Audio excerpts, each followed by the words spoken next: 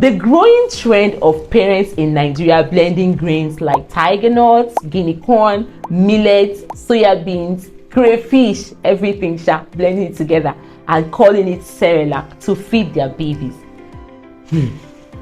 While this comes from a good place and good intention of wanting to feed their babies natural organic homemade meal, this practice can cause serious harm, especially in children under 1 year. As a nutrition coach and a food microbiologist, here are 5 dangers of this practice. 1. The risk of botulism and bacterial contamination.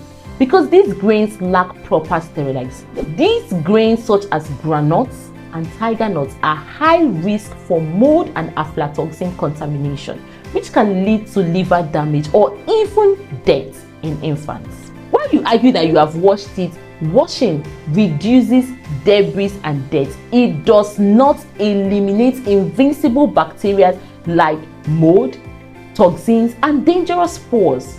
Let's take for example aflatoxin. Aflatoxin survives boiling.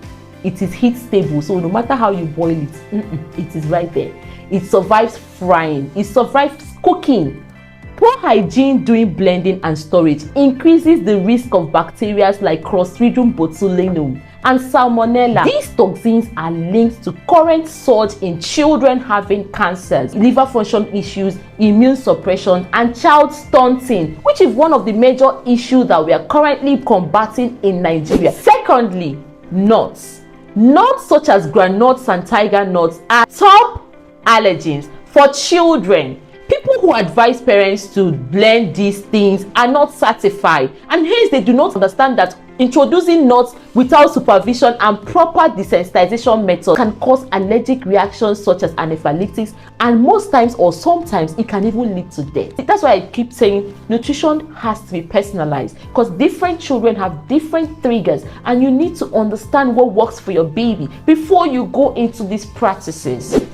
Thirdly, why parents argue that these are complete meals, they actually lack essential amino acid, for example, lysine. This is why a lot of babies develop malnutrition, weak immune system, stunted growth, and poor brain development. Fourthly, these meals, they lack trace minerals. Trace minerals like iron, zinc, vitamin A, calcium, and we have seen some mothers feed only these things repetitively. Delayed cognitive development and where does the omega-3 come from? Where does the alpha-linoleic acid come from? So while I know that drying and blending homemade grains might seem natural and affordable, natural may not always mean safe or complete. Because in worst case scenarios, this can lead to liver failure, lifelong disabilities, and even learning delay. If you found this tip helpful, follow us for more.